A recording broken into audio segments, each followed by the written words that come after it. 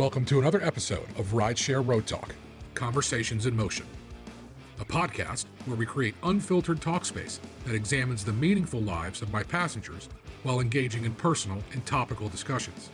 I'm your host and driver, John Fondas, and we're cruising the streets of Washington, D.C. Buckle up. Let's drive. You were not shopping at Whole Foods. I was not shopping at Whole Foods, correct. So tell me about you. Well, I just got off work. The strip club right there. I remember it fondly. As you should, Do they still Uh-huh. force you to drink 5 beers an hour, otherwise they throw you out? Hell no. That was like the thing when I was a kid. Like, if No. you weren't power drinking, they would literally tell you to leave. So they're definitely a lot cooler about drinking now. Okay. On weekend nights, yeah, if you're not drinking like substantially, they will be like, get out this table, like we Right. can't have you in here. Because it's still relatively small, right? Yeah, it's a very small spot. But during the daytime and like early evening, like basically up until like 10 or 11 p.m., Okay. you're pretty much good to go in there and sit and chill and like nurse a drink for maybe like 30 to 45 Yeah. minutes Okay. before ordering another one. But Sitting up front, Mhm. nursing, probably not a good idea. yeah, like if you're at the bar nursing though, then you're okay. Okay. You know, as long as the bartenders are okay with you being in there Okay. and the dancers are okay with you being in there, as long as you're throwing a couple dollars for every girl who goes on stage, Yeah, like, for sure. then everyone's all right with you being in there, especially during the daytime. Because the daytime, it's super like low stress, like very, very chill vibes Okay. during the day. So how did you get into that world? Well, I got into that world because I actually just moved to DC. I moved to DC. I was in New York before, Okay. and I was in New York for a couple years, but I was a sugar baby in New York. So, In the city. yes, in the city. Okay. And I thought, it's honestly like kind of a little bit of a step back for me. Because I feel like stripping is like, I'm like, I got a W-4 now. Like, I'm paying real taxes on this money, okay? Aren't we Like- dumbing it down by saying stripping? Shouldn't it just be dancing, Yeah. entertaining? Yeah. Okay. As an entertainer, Okay. this is very legal work. Of course. And I don't know, it was and has been a very easy transition for myself. Okay. Mhm. So are you from New York originally? No, I'm actually from Alabama originally. Oh which my is crazy. God. Okay, there's a trajectory here we need to investigate. Yeah, and I was living in Florida for a little bit too. Okay. So Alabama. Yeah, Alabama until I was about 12 years old. And then I moved to Florida. And then I was in high school in Florida. Then I did a year of college in Florida. And then Okay. I moved to New York. Where did you go to school in Florida? I went to FGCU. It was like Okay. this very, like a relatively small state school. I was Okay. there for a year. And then I ended up dropping out because I didn't love it, you know? It wasn't really speaking to me. I always thought school wasn't really for me. And then I did my first year of college and I was like, school's really not for me. It's not for everybody. It really wasn't. I mean- and then I moved to New York with a friend Yeah. because she wanted to move there. She needed a roommate in her budget. And I was like, all right, we gonna be in the same budget and that budget is broke. And I Okay. was in New York for a couple years and I was hustling. Yeah. I was working like 3-4 jobs at a time. And that was That's a grind. that's a tough place to make it work. It really is. Yeah. It really changes you as a person. It really does. Were you coming into the city, or were you in Manhattan proper, just No, grinding it out? I actually lived in Brooklyn all 4 years I Okay, lived yeah, there. gotcha. I lived in Flatbush, and it Nice. was amazing. I Yeah. loved Flatbush. My mother's family was from Brooklyn. Oh, lovely. What I- neighborhood? I don't even remember. Oh. But her one side of her family was Italian, and they made their way into Brooklyn from Italy. So I'm guessing they were in Park Slope, because I feel like that's where all the Italians are from. Not sure. There was a book with some addresses that she had.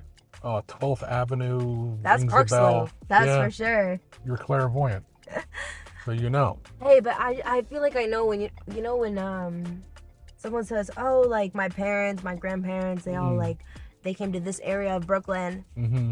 and I know where they're from. Yeah. Italians all went to Park Slope.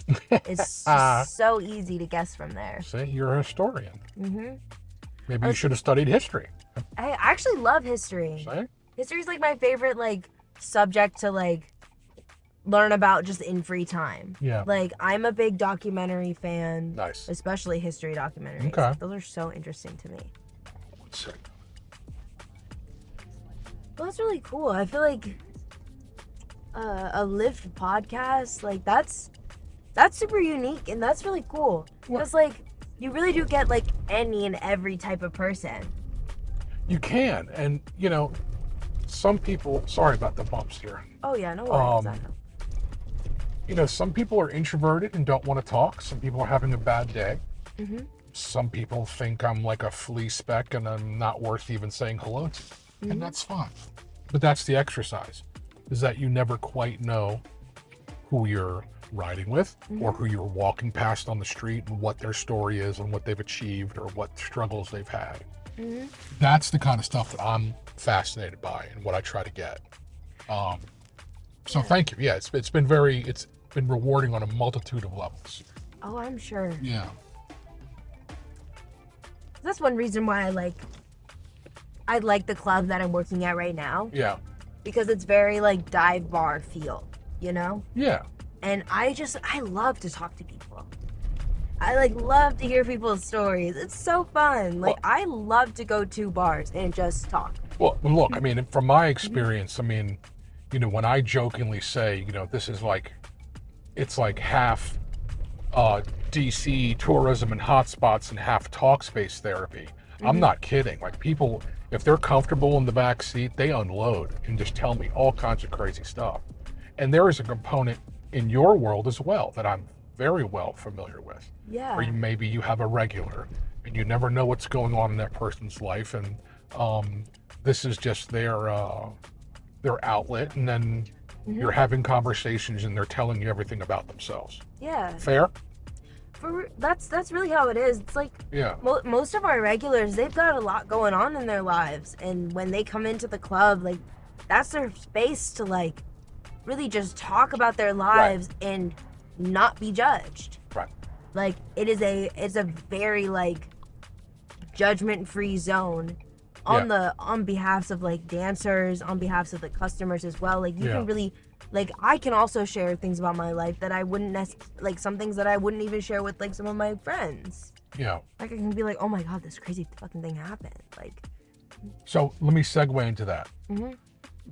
Is there a part of your journey that you have regretted, and then what's one thing that you have absolutely enjoyed thoroughly? Give me both sides of that. The only part of my journey that I've regretted, and I would say my journey, I feel like I've had quite a bit of journeys, but I feel like my main journey has been through sex work, from becoming a sugar baby to now being a dancer or entertainer. Okay. I think that the main thing that I don't know. My main regret has always been not sticking to the boundaries that I hold true. I think that anytime that anything that I've regretted has happened has happened due to me not having or not sticking to my boundaries and my boundaries. A quick fix kind of a thing. I mean, that's not a drug reference. That's just talked out of my boundaries. Like, oh, I'm gonna meet with this person, even though my standards weren't met, or certain aspects weren't met that are my boundaries in life. Yeah. Not even just with dancing or with being a sugar baby. Like, it's been like, there are just certain standards that I want to maintain, and anytime I've broken any one of those standards, it's been a regret.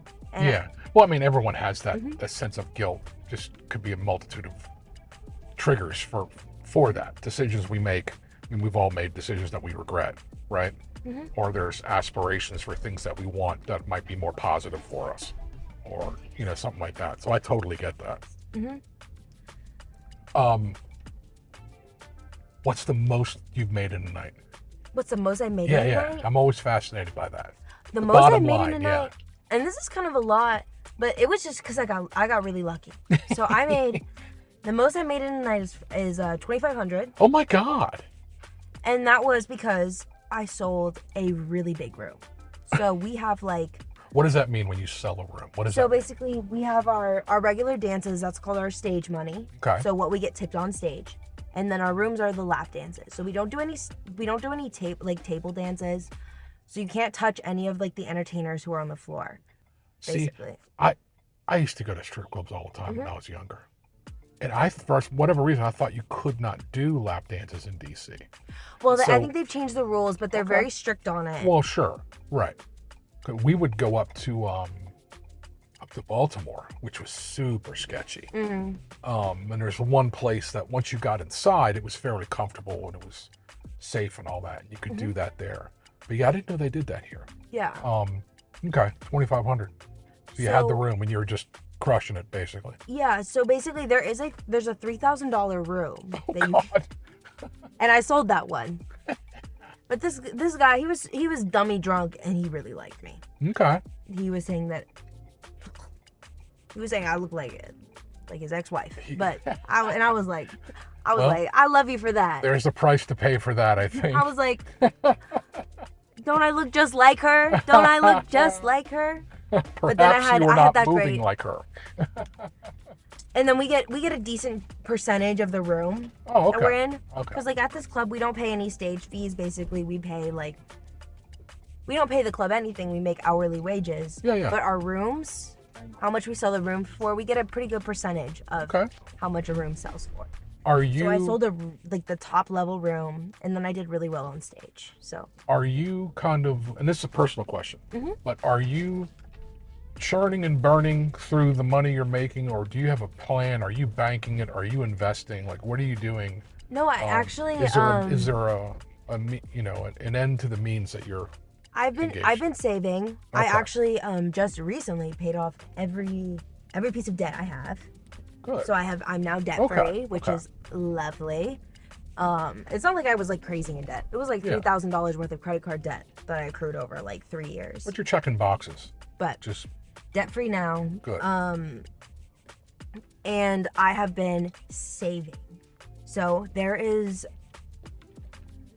I gotta find what my girls were telling me. But some of the other girls at the club, they were telling me what investment account to open. Yeah. And I've been saving a bunch of my cash up basically because you can only invest like $7,000 a year. I was told. In an IRA, correct. Yeah. Yeah. To invest into that. But I'm planning on investing, and I've been saving because I really want to buy like a condo or a house within the next like 1 to 2 years. You seem pretty young. How old are you? I'm 22, so I'm very young. Dude, you have your entire life to make whatever nest egg you have grow. I have 18-year-old son, and I'm sorry, I have an 18-year-old and a 20-year-old. The 20-year-old's in college, and he's studying business, and we have all these conversations about finance and investing and how every paycheck, 15%, like it never happened, goes into your IRA, and that's it. Forget about it. And then on top of that, if you have other investment opportunities, then that's what you do.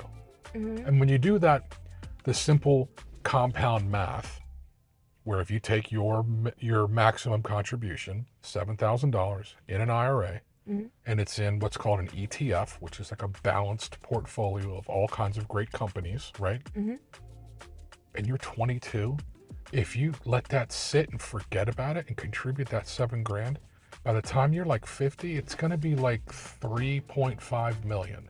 Yeah. And that's with like a conservative rate of return of like 8-9%, Yeah. which is crazy. And I know it's tough to think about that long range forecast, but that's literally what compound interest does. And it's staggering. Yeah, I'm sure. I know. Like I was in school long enough to take finance, and that interest is what I'm really going for. Like I'm not too educated about exactly what everything does in the space of investing, but I've been given all of the information that I need to be able to reach my goals, which is like stopping. Like I think I could dance probably until I'm about like 30. I could probably dance a little bit longer than that, but after that I kind of just want to like start a business. Like if I can get any one of my side hustles that I pick up over the next 10 years to shake out, give a little bit of income, but I want to make a ton of money now and set myself up so that I can just chill and hang out for the rest of my life. You could be a consultant for women who are on the same path that you are, and they can learn from your playbook of bad beats and good choices, charge a fee, off you go. You never know. Maybe you'll be a manager. I'm my manager, Well, no. fancy pimping. That's Well, what that no. sounds like. But you have the magic of time in your favor. You know, I you're really so do. young. Like someone like me, I just turned 57. So my exposure to high risk is limited because I don't have enough time to recoup it. You know, Yeah. if the market drops 30%, typically I have to wait 6 or 7 years to get that money back. Yeah. I don't have that. You do. That's what carries me through life, really. Like, I could be fucking up for the next 10 years and still be able to start a whole new career and completely retire from it with no harm done to my retirement or future. Yeah. That's how I feel about life right now. Do you get to And travel at all? I really want to. I just haven't had like that much of the opportunity to. Yeah. But I have a trip planned. Finally, I'm going to Ibiza, my first time in Nice. Europe. Okay. Me and some of my friends from New York, we're all gonna Perfect. go. It's gonna be a girls' trip. Sell out 2 or 3 rooms and go travel around Europe for a while. That would be fun. That's on my list. Like, I want to do I want to take like the train all the way across Europe. That's and the like way to do get it. a one big suitcase and be like, I'm gonna be gone for a month and a half, y'all. I'll see y'all on the back end. But thank you for the ride. Hope you have a great rest of your night. Yeah, I will. And good luck to you there. I can't say I'll stop in, but if I do, I'll say hi. Thank you for listening to this episode of Rideshare Road Talk. If you've enjoyed what you've heard, we'd love for you to review the podcast on your favorite listening platform like Apple or Spotify. Your support helps us so much, and don't forget to reach out on Instagram with your feedback or topic suggestions. Until next time, let's drive.